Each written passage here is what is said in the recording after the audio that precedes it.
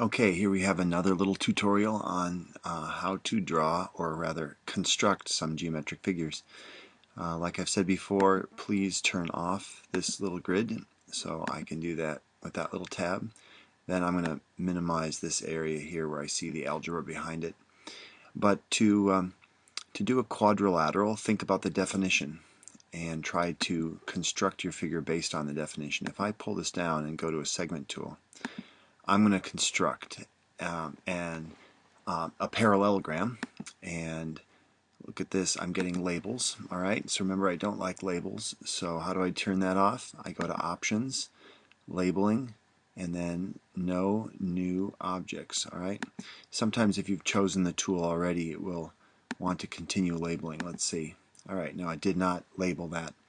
So I'm going to delete this and start over because I don't want my figure to have any labels at all. They're just annoying and distracting. So here we go.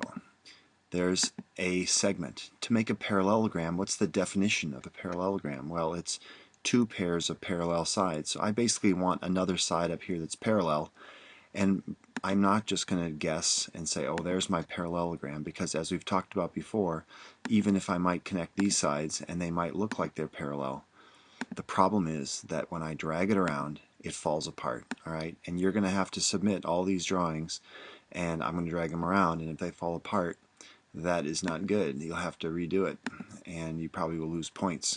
Alright, so go back to a segment, and then you're going to tell the computer that you want to create a parallel line. You must give it a parallel, you must give it a point to go through and a line to be parallel to. So I pull down the menu here, and I go to Parallel Line, and I simply click on the point and click on the line to be parallel to, and it does it. Alright, so that's pretty simple. I now need to come up with another side. Well, that makes sense to connect those 2 points. I don't want a lot of extra points floating around, so use the ones you've already got there. And then now you can see as I drag this around, I've got parallel sides, but I need a parallel going here that's parallel to that line. So I click on my parallel tool, and I just go with the definition, and whoops, and what did I do? I clicked on the wrong point apparently. So I'm going to Clover Z. That may or may not have gotten rid of it, but I'm going to just be more careful now while I'm talking and click on this point here. There's the parallel. Alright, so I might have a line on top of a line there because of the way I clicked, and if you want to get rid of that, you can go over here and select this, and you see how I've got this one selected. When I clicked on that, that selection came up there. So I'll do it again. So if I click on that point and remove it, you can see I got rid of that parallel line. Alright. Now I can shade it in and do all the things that you've seen in other videos that make it look nice. You're going to want to maximize the lines that create the shape. So you can see here I can change the color, pingree green.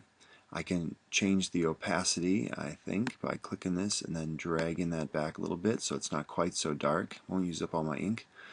And whoops, get rid of that.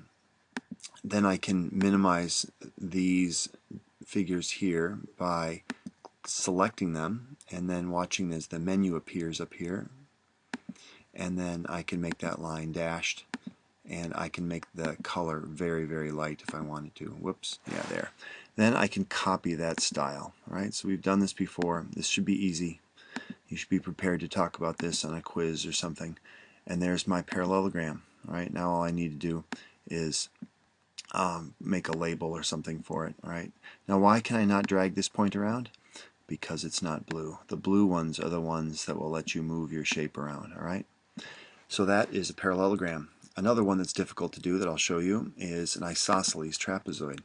So if I start with a point, alright, like that, and a segment, then an isosceles trapezoid has a parallel, but the other side is the same length. Alright, so look at the definitions of what these figures are, but trapezoids have parallels. So I'm going to create that parallel line by going through the point and parallel to this line.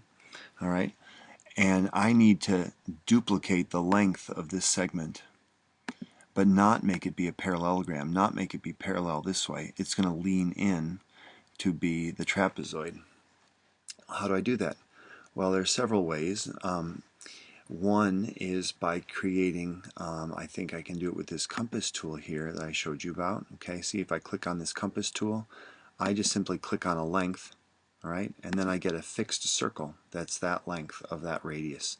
I just need to tell it where the center is, and if I click on right there, now I've got it located at that point. Well, this intersection point here will then be the same as that length there. So I'm going to make my trapezoid by clicking on this point and then going up and clicking on that point. If I clicked over here, I would have gotten a parallelogram. And if you want to make your parallelogram that way, I suppose you can. But now look at what happens. I can move this, and I've got an isosceles trapezoid. All right? Whoop, you have to be careful. There's a parallelogram. So that's interesting, because then that would be where I want this to go when I'm leaning it that way. So this is not perfect, but that's pretty good. I think that this is all right as a construction because it fits the definition. So I'm not going to have a problem with that. So you can then click around and do all the things we did before. You can give it a different color. Let's maybe make this the other pingree color here. There we go. And again, I can click on the copy style, and I can click on this dashed line, and then hopefully it'll work here and there. And you can see it's pretty easy. All right, so that's two important constructions you can add to your portfolio. Good luck.